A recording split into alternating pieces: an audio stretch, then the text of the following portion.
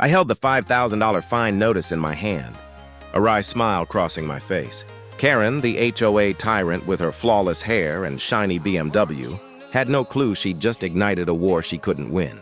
Not because I was rich or obstinate, but because she stood on my land, demanding I remove my boat from the lake I legally owned. This conflict started over a small boat, but would end with her empire of lies, exclusivity, and power abuse collapsing. If you're watching this on YouTube, drop a comment with your location. I'm curious how many of you have dealt with overbearing HOAs like I have. The inheritance came out of nowhere. I hadn't seen my grandfather in years, our bond strained by distance and my intense career in software engineering. When the lawyer called, revealing I'd inherited his lakeside home and a huge chunk of the surrounding property, including 40% of the lake itself, I was floored. At 45, after 2 decades in a city apartment, I now owned a sprawling suburban estate with a private dock and water rights. Driving up the winding driveway for the first time felt like entering a stranger's life, yet something about the place stirred a deep connection.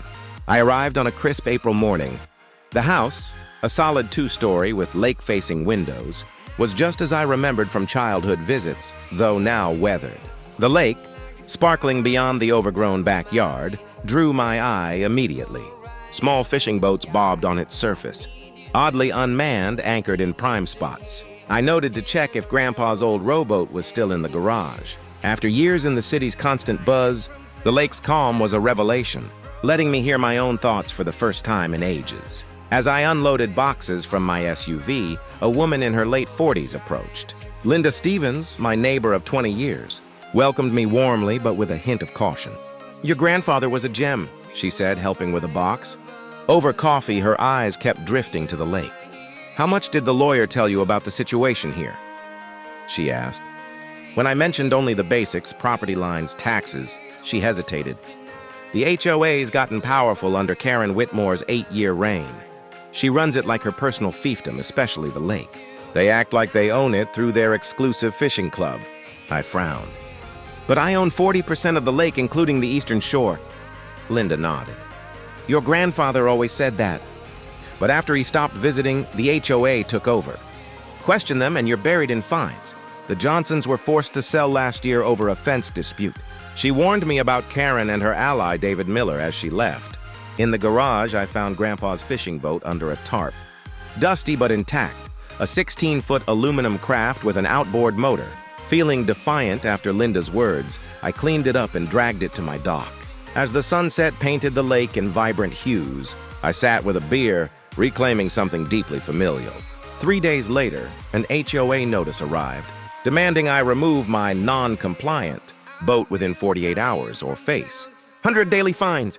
Signed by Karen with a patronizing welcome note, it set my teeth on edge. But Grandpa's meticulous records, deeds, maps, and historical documents confirmed my ownership. Karen had no idea who she was challenging. The HOA meeting was in the community center, a sleek building overlooking the lake. I arrived early, finding 30 residents whispering and glancing my way. Linda gave me a nod. At 7:00 p.m., Karen entered with her 4-person entourage, silencing the room. Immaculate in a navy blazer and power bob, her smile was cold. After routine items, she addressed my boat with theatrical flair. "Mr. Reynolds, all boats must be registered with the fishing club and moored at the community dock. Personal watercraft can't stay on the lake overnight." David Miller, fishing club president and HOA vice president, added, "Your boat's in our fishing spot. Members pay dues for access." Murmurs of agreement came from club loyalists. I stayed calm. "What's the legal basis for HOA control over the lake?" "My records show I own 40% of it, including the eastern shore." The room went silent, ripples of whispers spreading. Karen's smile faltered. "The lake's been HOA managed for generations. Established precedent." David chimed in, implying I was disrespecting Grandpa's memory.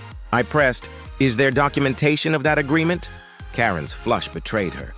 "Our legal committee has the bylaws. Move your boat by tomorrow or fines and impoundment follow." She shut down discussion, controlling the room with practiced ease.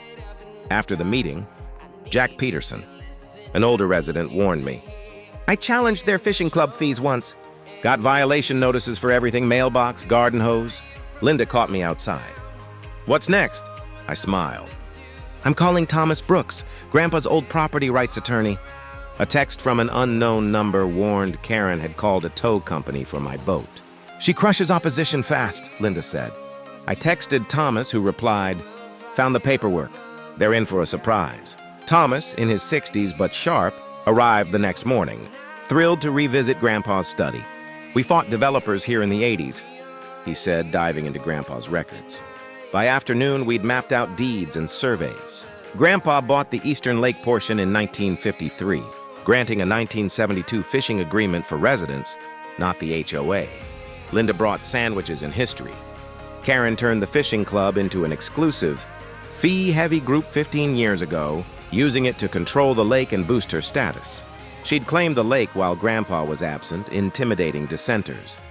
Cruising the lake, I found a substantial boathouse on my land, unpermitted, with a clubhouse deck and grill. Thomas confirmed no permits or taxes were filed.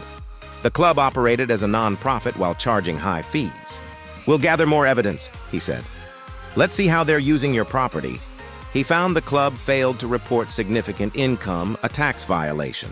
3 days later, Karen, David, and a tow truck arrived. Karen, in corporate attire, directed the driver to my dock while David collected tournament fees. Neighbors watched discreetly. I approached from the water, docking as Karen announced tournament standings. Enjoying the tournament on my lake? I called, my words amplified by her mic. Her face flashed surprise, then anger. Thomas arrived with county officials, sheriff deputies, an environmental inspector, and a tax investigator. Karen Whitmore, David Miller, Thomas announced. I'm presenting legal documents for Michael Reynolds, the legal owner of this property. He handed Karen a cease and desist, order for unauthorized structures, and a court. Order halting commercial activities on my land. Karen insisted it was community property, but Thomas cited the 1953 deed.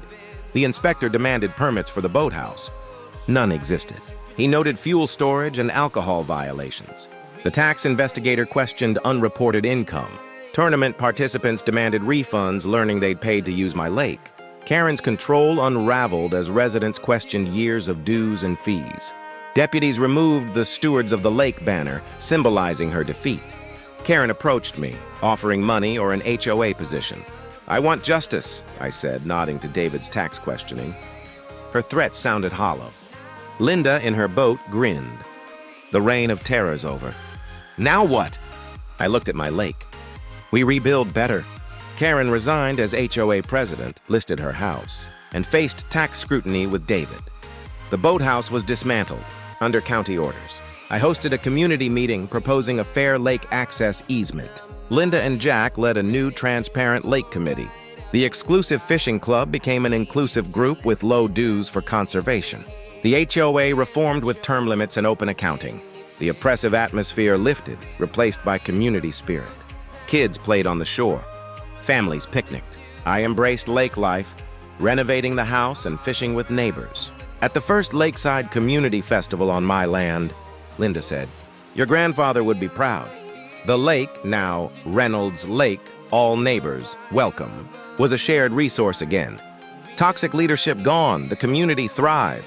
Karen's BMW still drives by, but the laughter of kids cannonballing off. The new dock proves we tore down her walls of privilege. Sometimes being a troublemaker is the only way to build something better. Keep supporting me and subscribe to my channel, and must like this video. Thank you.